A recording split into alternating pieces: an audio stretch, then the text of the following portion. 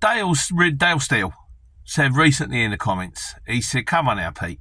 And a few other people have said, you got to come clean about what went wrong, when I when the business went south. And I said myself, it's a little bit raw and there's a lot to it. And I'm writing it down. You can read about it if you want to. But Dale said that's not really fair because people could benefit from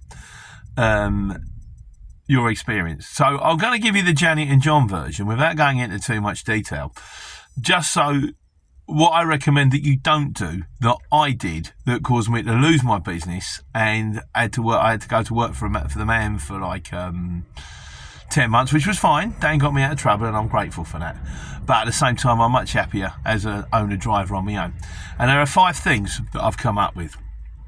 The first one, and 4 of them actually are down to Ian, C11, and he wrote them down and I agree with them. First thing, don't take your eye off the ball. You need to be on it all the time. Now, I'm rerunning on my own. I've got an accountant who's a family friend. She's kind of a bookkeeper. I've got account software. I've got free agent. But you can use Xero, you can use QuickBooks and all that. You want to stick in how much you're making on a weekly basis. You want to work out what your outgoings are on a weekly basis because this stuff can calculate how much money. It works out your VAT, it works out your returns, it works out how much money you're actually making, if you're actually making any money, and if you're not, it shows up in the red and you've got to change something. Which is sort of obviously something you want to work out. You need to know what you need to be charging, how much a mile you need to be charging, how much you get for jobs. But there's kind of an industry standard that, I do an awful lot of work for HBC. I love HBC. I think one of the best, probably the best career company out there. And I don't even quote them for jobs now. I just go, send it through. And it always comes through with a decent rate because they're professionals. They know what they're doing. They know what the job needs to be. So that's kind of cool. But you'll get to know that one anyway. With that in mind, you want to minimise all of your costs. I say the family friend who's an accountant is a bookkeeper, but she's not expensive. She's great. She charges by the hour, and she's not dear at all. My mechanic, who's the best mechanic in the world and works on Saturdays, again, not expensive. I haven't decided to go from some chartered accountants in a big flashy office and go into DAFs and buy a brand new super duper shiny 50, 60,000 pound truck and all that kind of stuff because it ain't going to work out. If you build up to it, you get a few quid behind you and you work out you can afford it, great. But in the meantime, don't go and buy the Ford Custom, the shiny new Ford Custom, because it looks beautiful. Just go and get a van that is decent and reliable and does the job and worry about that one later. Keep all your costs down as low as possible. I've got 2 fuel cards, 2 fuel firms. I'm on Fleet Max and I'm on Key Fuels.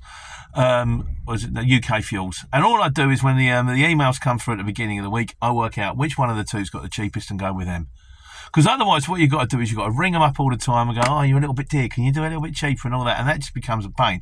But what they will do is they will slowly but surely clock the price up. So what they'll do is they'll clock the price up and then one day they'll get no trade this week. And they're like, oh, you didn't use us this week? No, you were too dear, I used the other firm. And they're like, we're clued in now. So they've got to give you the best price because if they don't, they get nothing. So yeah, keep it simple, minimise your costs.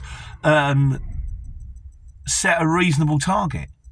So don't be like, wow, I'm going to work every hour, I'm going to be up at 3. By all means, you want to be doing that.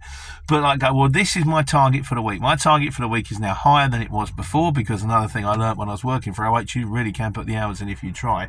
But having said that, sometimes...